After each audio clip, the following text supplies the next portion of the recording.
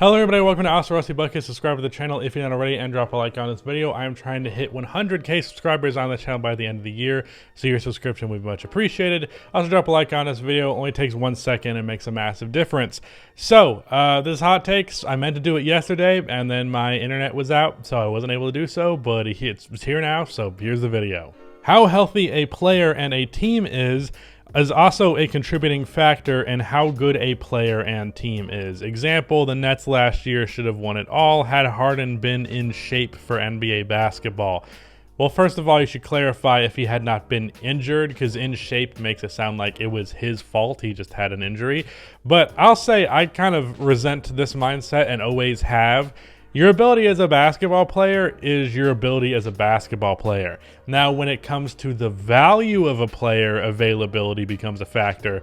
But I'm not going to say someone is a worse basketball player because they get injured. I'll say you're a less valuable player because we don't know how healthy you're going to be.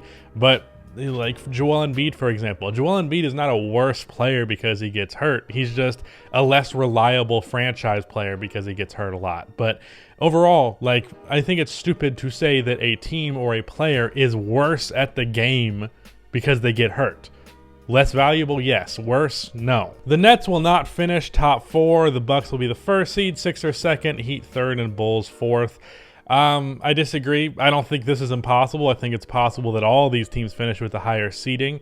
Also, at this point, with the way the season has gone, I don't know if the Bucks will quite reach the first seed. Not because, you know, they don't have time, but just they're going to continue to have injury stuff, and I think it's going to be a while before they fully get things back in action. Not that they're going to like dip out of the playoffs or be a low seed or anything, but getting the first seed with how good the East looks right now, I don't know that that's really going to happen, but that's just semantics. Either way, I think the Nets are all going to get better as James Harden improves as the season goes along, and they are currently tied for the first seed with the Chicago Bulls, so yeah, I don't know about that. Teams need to stop wasting excessive money and minutes on guys like Bledsoe and Beverly. Keep your defensive specialist 6'5 plus or 6'5 or taller, because unless you're Chris Paul, Chauncey Billups, or Caruso, you are not making a significant defensive impact under that height. Well, first of all, you just listed outliers, but I feel like there are more examples than just what you've listed, like right now in the NBA. I guess Lonzo Ball is 6'5", so I can't list him under this, but like Lou Dort is one of the best defenders in the league and he's 6'3". I realize he seems bigger than he actually is, but he's really short. I will say in general, I agree with the standpoint that smaller defenders are less impactful. I think that's kind of obvious, but at the same time, there's still plenty of value in those types of players. We've seen plenty of examples, even though people like to give Patrick Beverly shit, of him shutting down a player, even players bigger than him, giving them problems. Like there was that series where he gave Kevin Durant a problem for one game. Now Kevin Durant in the following game then dropped like 50 on him, but that doesn't negate what happened originally. He had good moments against Devin Booker in the playoffs. Like Patrick Beverly, and he's one of those people that people love to hate. But just in general, defenders like that can be impactful. And, you know, I don't think you should bank on a 6'1" defender being the reason why your team is great defensively, but still fine to pay those guys, especially if they're bringing other things to the table. Not Eric Bledsoe, though. Eric Bledsoe's garbage. The Lakers would be better now and in the future if they kept the young core of D'Lo, Lonzo, Brandon Ingram, Julius Randle, Larry Nance Jr., Alex Caruso, and Jordan Clarkson. They'd probably have a better record in the current moment, but I guarantee you their ceiling would be a lot worse than what it is right now. But also on top of that, this argument is pointless because trading all of those players was necessary in order for them to win a championship.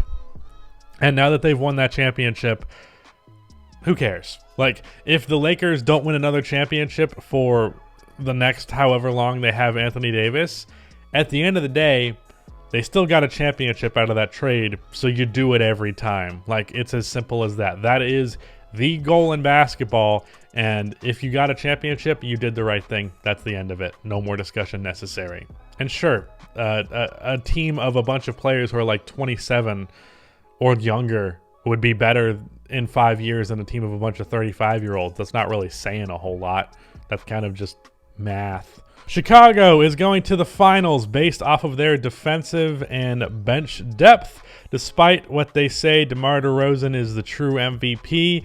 There are multiple players who are performing better than DeMar DeRozan this year. I feel like there's a thing where the NBA fans do when a player exceeds expectations, they start to act like they're better than players who have just met expectations. Like, I'd say Steph Curry has played as expected this year, but still the MVP. It's kind of ironically with Steph, it's similar to the 2015 Finals MVP situation where Andre Iguodala was going crazy for what we expect of Andre Iguodala, and people turned that into he's playing better than Steph Curry, even though no, he was not. He was definitely not playing better than Stephen Curry, but that's where the conversation went because exceeding equals better when it's not necessarily true. So DeMar DeRozan is not the MVP. I can say that as someone who's watched every single Bulls game. He has not played at an MVP level. He might be like 5th in voting right now, but he's not MVP. And then based off their defense and depth, I do agree, especially with Kobe White having that game against the Knicks the other day, where it's like finally Kobe had a great game in his 3rd game back, and he can bring a scoring punch off of the bench, and I really am excited for what he brings to the table this year. But I wouldn't be shocked if they went to the finals, if they got a favorable matchup, if the team they match up against is like a little hobbled, and I could even see them like beating the Heat or something in the conference finals. But in general, I just don't think they're a finals team as much as I'd love for them to be. I'd love to be wrong about this, obviously, but I don't think they're a finals team, and their defense and depth is not surprising to me. I realize it was surprising to a lot of people. Dom2K just uploaded a video that was like, this team is exceeding expectations defensively, talking about the Bulls. Not really exceeding my expectations, a little bit sure. They're a little bit better than I expected, but I expected like the 12th best defense, and they're like 9th right now or something like that. So, no, I don't think that the Bulls are going to the finals, as much as I'd love to be wrong. Deni Avdija is one of the most interesting young players in the NBA that nobody talks about, and has Matisse Thybulle type defense with playmaking capabilities.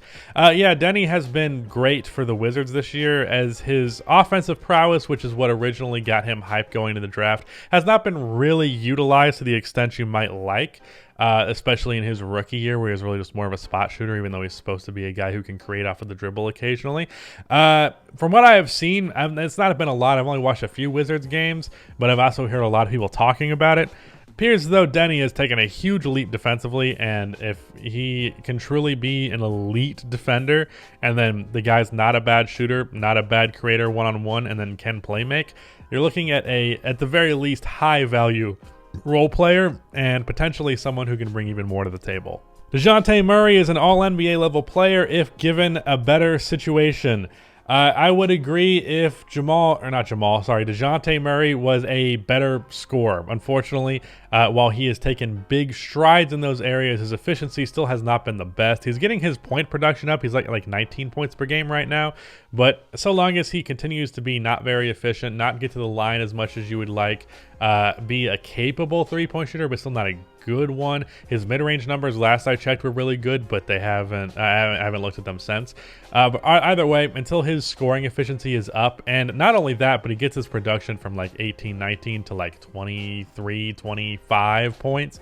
If he got to that point, absolutely he's an all-NBA level player, because he is one of the best defensive guards in the league, one of the best rebounding guards in the league, and then averages like 9 assists. So if you got him to like 23, 9, and 9, the Spurs are a good team, and he is averaging that 23 on efficient splits, sure.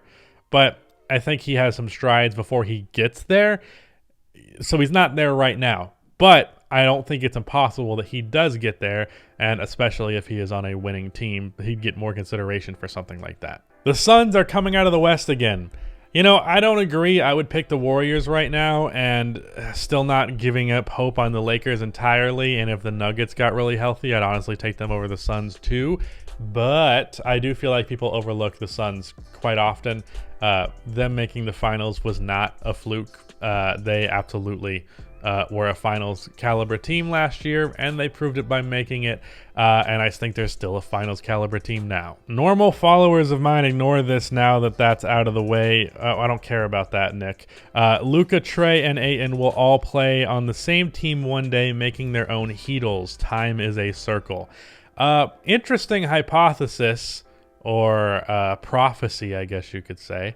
The fact that all other rookie extensions, assuming Ayton actually gets his rookie extension and it's a 5-year deal, which I guess that's a little up in the air, but they would all be expiring at the same time, just how with the Big Three Heat, all of them, their rookie extensions expired after they had after they all expired. I don't know why I'm elaborating on this. So it was just the timing of it was perfect for that. So I could see a similar situation, I suppose. Granted, I don't think that team is going to be as good as the Big Three Heat. At least I don't. Maybe. Maybe Luka Doncic by the time he's in his late 20s is as good as like 2012 LeBron. And Trey will probably be as good as an older Wade. I don't know if Ayton will be better than Chris Bosh. At least he won't necessarily be able to scale down in the way that Chris Bosh did. But I don't know. Either way, possible. But I don't know. It's a weird thing to say yes or no to. I would predict no because it's a very specific thing to predict. But possible. Having a one-man super team is better than having an actual Big Three super team. A one-man super team takes up only one roster spot as opposed to 3, and the remaining money can be used to surround that superstar player with quality pieces as opposed to a thin bench if you had a Big Three.